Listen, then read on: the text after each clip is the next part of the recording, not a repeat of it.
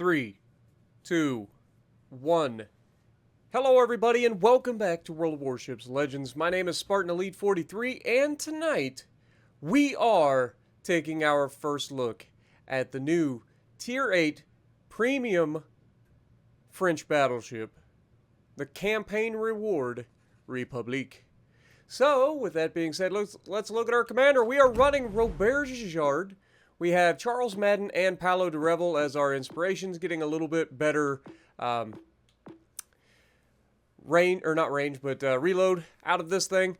But honestly, I think you might be better off switching one of these guys. Probably, if I had to say, Charles Madden. Switch him out for Azure Lane Scharnhorst, if you have him, or Andrew Cunningham. Now, I'm going to go ahead and switch to Azure Lane Scharnhorst for future. But for now, since this is the build that we're running in the video, this is the one we're going to show. So we have Flammable Cannoneer, we have Gyrating Drill Bits, we have Marksmanship, which is an upgrade from what we usually run, which is Megalomania, because Marksmanship gives you the 10% main battery dispersion buff that you really do need in this ship. This ship is a shotgun. If you go with the Jean Bert build like I usually do, like it's borderline unusable.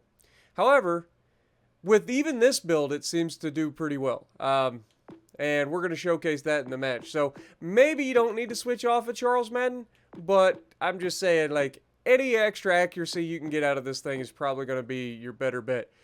Just due to the fact that, like, the thing becomes a shotgun very quickly. Even just taking this perk off and going with Megalomania, it's still not that accurate, and it causes some serious issues. More so than Jean Bart and Richelieu. Like, I run the Jean Bart build on the Jean Bart, obviously, and it seems to do okay. It's not the most accurate in the world, but it's still usable. This thing becomes unusable with that build, at least in my opinion. But we are running Will to Rebuild as well with the Reaching Out XXL. So let's look at the, we are fully upgraded, obviously. We've got Aiming Systems Mod 1. We've got Steering Gears Mod 2. We've got Concealment System Mod. And we have Main Battery Mod 3. Now, the Steering Gears mod on this ship is going to be pretty important because you're going to want to take advantage of that full firepower. If you're only firing one gun, which is four total guns, every time, like you're probably not getting the most out of the ship, obviously. That's only half your firepower. Now, this ship does have some very serious drawbacks. We'll go over that. But overall, I'm more happy with this than I was initially with this particular build. Let's go over it. So, with Loadout, we got 3 heals. We got 3 secondary boosters. And do not sleep on the secondaries of this ship. That's something that I need to make very clear. Destroyers, beware. As we're going to showcase... actually, I don't know if we're going to showcase it in this match, but I'm telling you, do not sleep on the secondaries, especially as a destroyer. If you decide to rush this thing, you're gonna have a bad time. The secondaries on this thing are nasty. But we also have the 2 engine boosts as well, which is really, really nice. Now, we are running the Epic Battle Booster. We're gonna go ahead and take that off, just so you guys can see the stats without it. So, hit points, we have 76,000 hit points. So just slightly more than an Iowa-class battleship. It's not the most hit points. I think it's actually one of the lower hit points for the Tier 8 ships. But 55% torpedo damage reduction is fantastic.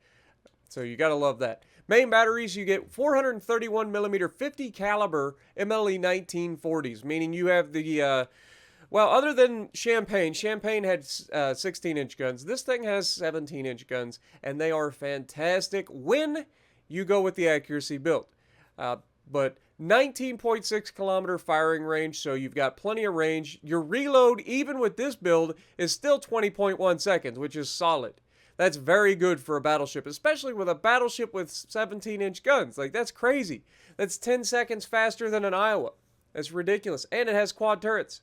But 180-degree turn time is still really good, too. Now, obviously, we have Charles Madden on there for a little bit of a boost. So, 29.6 seconds. Really good.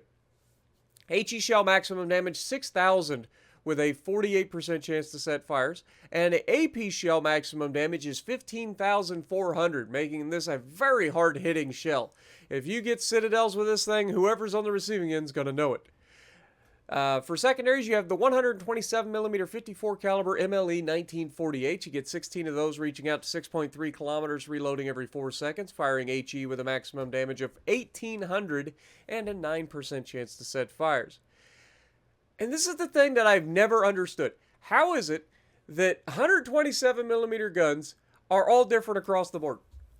Like, shouldn't they be relatively the same? Like, I don't understand that. 5-inch guns are 5-inch guns. The shell type may vary slightly. Maybe that's what it is. But I know the U.S. used a high-capacity round for their HE, so you would think that they would have a higher maximum fire chance and all that, and shell damage, but what do I know? Secondary armament, 152mm 55 caliber MLE 1950s. You get 9 of those, reaching out to 6.3 kilometers, reloading in just 8 seconds, and having a maximum damage of 2,200 with a 12% chance to set fires. And do not sleep on those 152s, my dudes. I'm telling you, you will regret it, destroyers. I might edit in a couple of clips of what happens when destroyers get too close to this thing. AA is 98, so not the best, but again, we didn't set this thing up for AA. We went for the main battery booster at the end. So keep that in mind. 57mm 60 caliber ACAT MLE 1951s. 24 of those doing 306 damage per second, reaching out to 4.5 kilometers.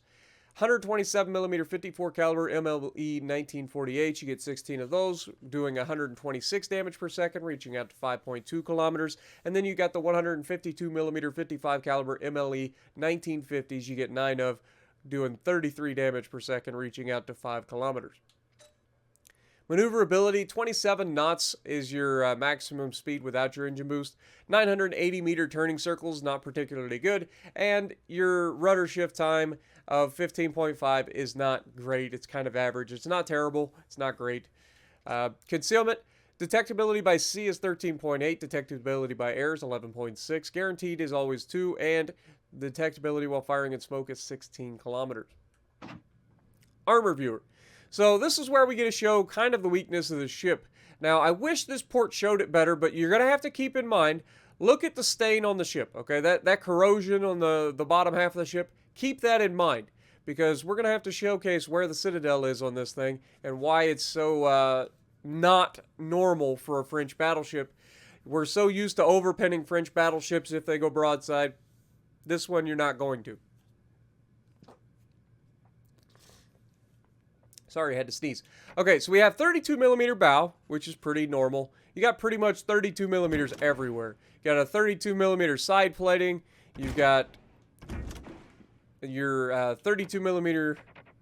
Well, I say, where's the 30?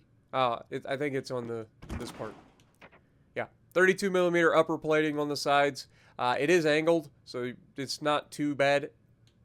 But you also have a turtleback armor. As you can see, you've got the Citadel in the middle, and then you've got that turtleback over top of it. It doesn't work, okay? I'm here to tell you, if you go broadside in this Republique, you're going to pay, okay? Also, I don't know what it...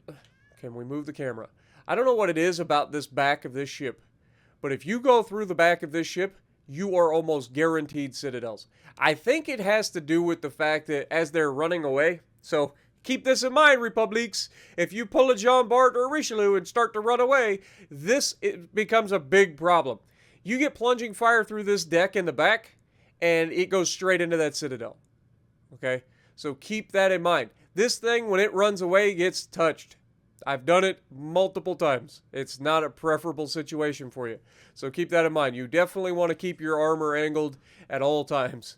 Because if you go broadside, you get punished. If you run away, you get punished. So keep that in mind. Now, with that being said, you can see the Citadel is slightly above the waterline. You see the rust line on the ship, the corrosion line. You can see the Citadel is a little bit above that, meaning there's a pretty solid chance that if you decide to go broadside, that those shells are going to be hitting right in your Citadel. Okay, and that goes from just in front of the front gun to just behind the rear gun.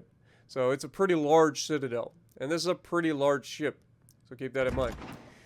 Fast, above average maximum movement speed. Reloader, above average main battery reload speed. And full ahead can be equipped with engine boost. Speed is your friend. Okay? Republique. A version of the battleship design of the post-war period, her main distinguishing features were a very powerful AA and 431mm main battery guns, which were developed in France in the late 1930s. She was designed in 1946, never built. Alright, so let's take a look at her. She's an odd design because of the turret layout. You get quad turrets, one at the front, one at the rear. But look at all of the secondaries on this thing. You've got all the smaller 5-inch secondaries on there. You've got lots of AA on this thing, and you got those much larger 152mm guns. So it's pretty nice. I'm not gonna lie. The secondaries on this thing should terrify you. I hate how it raises the camera. But the secondaries, if you're in a destroyer, should terrify you in this thing. And with that being said, let's get to the gameplay. Alrighty, so we are going to be on shards, and we get the A spawn in the south. Now, we spawn next to 2 destroyers, right? So I'm feeling pretty confident that we're going to be able to win this side because, I mean, it really is about as easy as possible. And when you look at the 2 destroyers that we have, they're in a division. One of them is a radar destroyer, and the other one is an American destroyer that doesn't have radar. Like, that should be guaranteed wins over anything on this side. Like, any destroyer that pops up should just get melted by these 2. But that's not exactly how it goes. As you'll see pretty quickly, these 2 destroyer players really do immediately throw a lot of red flags at me. Just watch it the way they move their ships, watch it what they're doing, and you'll see exactly why I immediately lost all faith in these 2. Because, just watch them. Okay, so first of all, they're going to run up behind the mountain. Okay, that's a terrible idea. Why? Because you can't spot crap. Okay, going behind the mountain when you're in a destroyer just doesn't make any friggin' sense. Okay, your whole job is to, and then you start seeing them shoot at one another. And that's when I'm like, okay, this is not gonna go the way I originally thought it was. We need to be on point. And on point we will be. Now, I originally told you guys in the lead up that I was gonna clip in some destroyer potential. Don't need to. This is actually the game that had the destroyers in it that I actually got to punish. So hopefully you guys are ready. We're gonna get spicy up in here. Also, this is a really, really good game right off the bat in this thing. So, highly recommend doing what you can. Now, Georgia opens himself up. He's a little over angled. We take that shot. It's a bit rushed. Not expecting a lot out of it. But those shells were very accurate, and we punish him. 20,000 damage in the opening salvo. Remember, this thing can reload every 20 seconds with this build.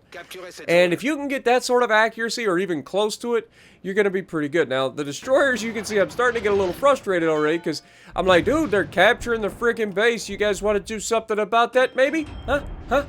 And then he starts to smoke up as he rolls into the cap, and I'm like, oh my god. What in the world? So, then he does get the Kagero spotted. We take a shot over the island with the front guns. You can see, not the most accurate, but pretty solid. We get one full penetration. We see the torpedoes coming, and apparently we're the only ones that see, we're not the only ones that see these torpedoes coming, because the destroyers managed to dodge them as well. But unfortunately, our freaking, destroyer that took the front, as we take one of those torpedoes, underestimating the rudder shift of this thing was a bit of a problem initially, because I don't think that the Jean Bart or Richelieu had that slow of a rudder shift, but this thing seems to have a, you know, decently slow one. It's kind of like an Iowa. You just got to plan it out ahead of time, and I didn't do that very well. Now, our destroyer has lost all of his hit points, and he's about to go down. You can see the enemy are shooting him. We're not spotted right now, so they're just firing blindly into the smoke. But we're going to take a shot into the superstructure of the Georgia. We don't get much out of it. We ricochet 4 shells, and we're going to try to turn this bad boy around. You can see the secondary's doing what they're supposed to do. We do manage to get very lucky here and actually avoid running aground. Well, I say that. We did snag it a little bit, but not as much as I was thinking we were going to.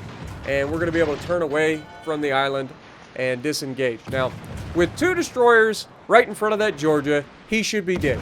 So I'm anticipating them actually getting rid of him. Now, we had already lost our first destroyer, which is real unfortunate. And I am expecting this Kagero to be right here on the corner of this island. And I was correct. This man is just sitting here waiting for his opportunity. And I knew he would be. So, you can see our secondaries going off on the battleship still. And as soon as we get far enough away from this island, you can see I'm already in a kiting position ready for him, and there he is. We've got our guns to bear, and at this point, he's probably got a brown pants alert. And we punish him, but not as much as I'd hoped. We only get 3 hits on him at this range.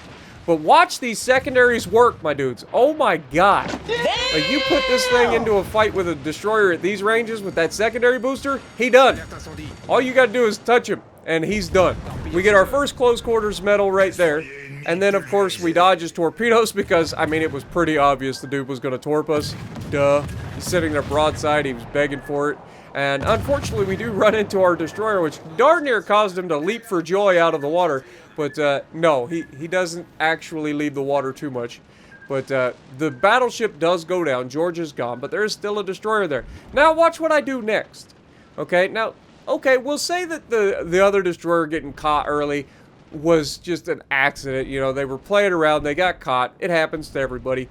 You know, you lower your guard a little bit, everybody can get punished. We're already at 33,000 damage. We're gonna go ahead and push back towards the middle of the map because I need to help the rest of my team. So I look at this guy and I have to trust him. I'm like, dude, I need you to capture that base.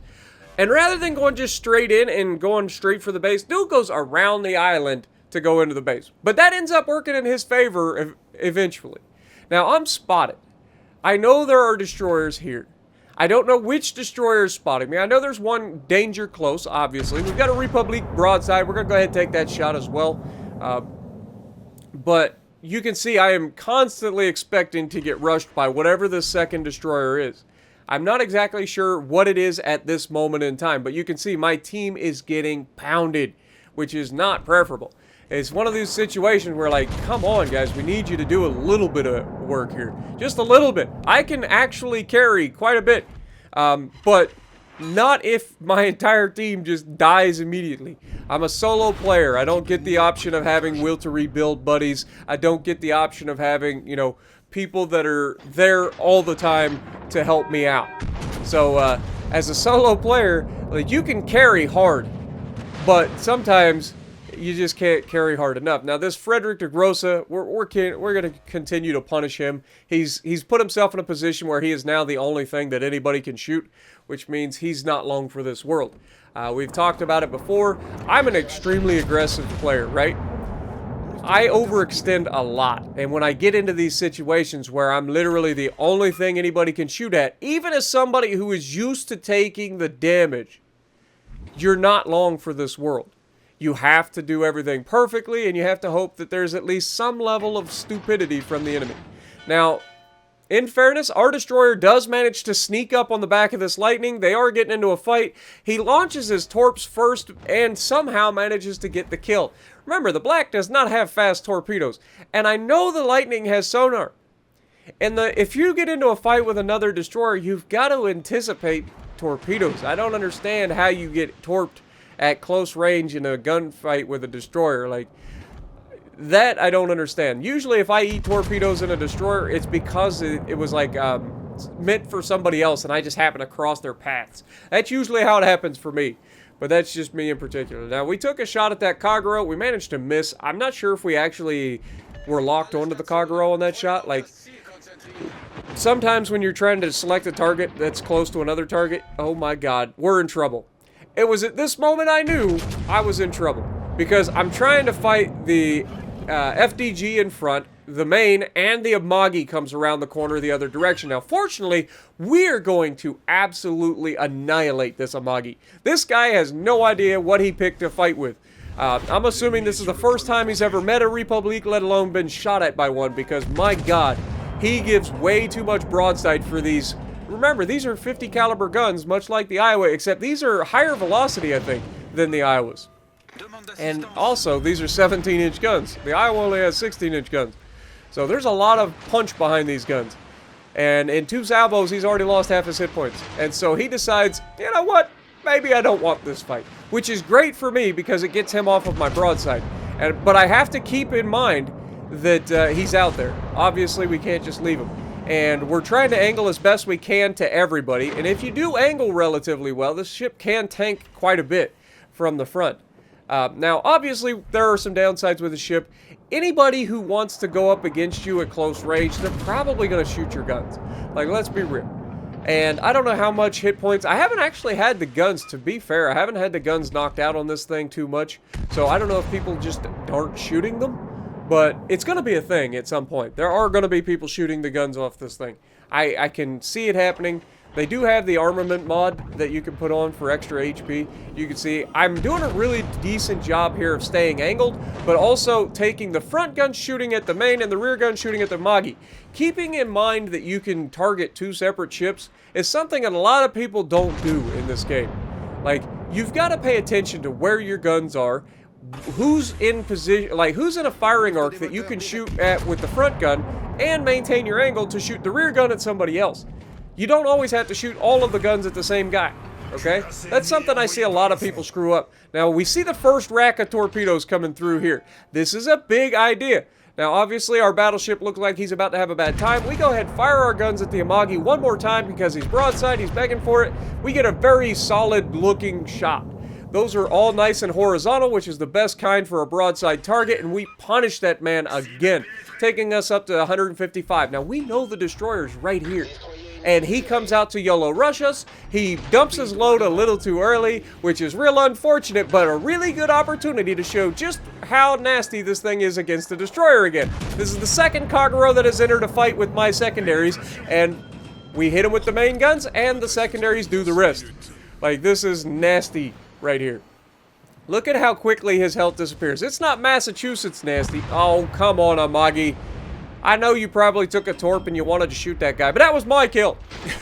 But we managed to do enough here to at least try to pull the team back. Now, look at the points difference.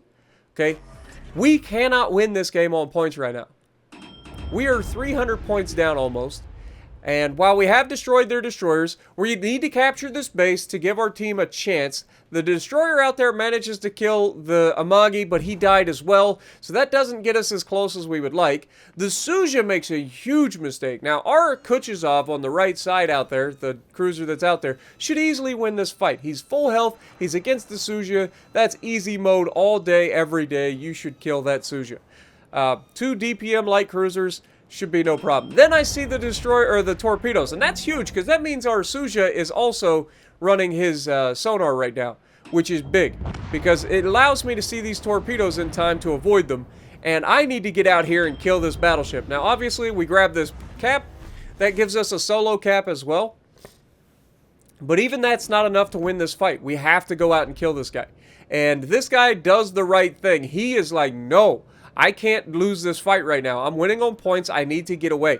Now, the Kuchezov, he throws himself at this battleship. And I understand why, but when you make things so freaking obvious, you really are just throwing your ship away at this point, which is not good for the team, and you're not going to get what you would expect. Like, as soon as you open up that angle, everybody knows you're torping. Kuchezov actually has longer range torps than any other cruiser for the Russians too, so you got to keep that in mind. It has 8-kilometer torps rather than the suicide torps that you normally get. And as you can see, that Frederick de Grossa is absolutely ruining this Kuchezov. At close range, Kuchezov is not even scary. And remember, Frederick also gets a sonar, so he saw those torpedoes coming from literally miles away. So here we get a shot, which is actually huge. We get a shot through the island. Rear guns didn't quite make it. Front guns did. We get 2 overpens. We're up to 170,000 damage. And this guy is straight running for the border, as he should be. He only needs to survive 2.5 minutes. 2.5 minutes is all he needs to survive. He's less than half his hit points. He's got about a third or a little more than a third of his hit points. But we have to aim for the superstructure. Watch what we do here. We're still loading AP. We get a good hit. We're going to take a little bit of damage. We knew that was going to be a thing. That opening salvo's always going to be the one where you take hits. Now, here we also know that we vastly out-reload him. So we're going to be able to get another shot off before he does. He starts to open up a little bit. You can see we're aiming a little bit higher. We're going to go ahead, turn in, and try to tank as much as we can. We get a good salvo there, and you can see this guy's chances of surviving have just gone way downhill. The reload of this thing, plus the beautiful pin angles, like, this thing is fantastic. I really do enjoy this ship now. So thank you to everybody for reminding me to, or I say reminding me, telling me that I need to change the Megalomania perk out for the other one. Now, we're continuing to whittle him down, but I'm also very cognizant of damage saturation. We've already hit his superstructure twice big time, so we know that we're not going to get the shells that we need. So this is the last shot that I'm going to take at this guy with AP. We're going to take a shot right for the superstructure again, and then we're going to immediately switch to HE. Now, our battleship buddy behind us is actually trying to hit him, and he's actually not hitting him. Now, we get very fortunate there. All of his shells fall short, which you'll love to see as long as it's not your shells falling short. But us switching to HE here, we know the damage saturation is the thing. We're looking at potentially getting a fire or at least hitting for more damage per shot now. And so we get a very accurate salvo. We hit him for 2 full penetrations, 3 shatters. We take all of his health. All he needs to be is touched by that other battleship and we win. And sure enough, he comes through, finishes him off. And we finished the game with 199,000 damage done and a high caliber. So we darn near broke 200k in the Republique already. That would have been our second tier 8 battleship to break 200k, but very close. Dreadnought, Confederate, close quarters, high cal, top of the leaderboard, 3,300 base XP. And if you like what I'm doing, punch the like button, leave a comment below, subscribe to the channel if you haven't already, and as always, I will see you in the next video.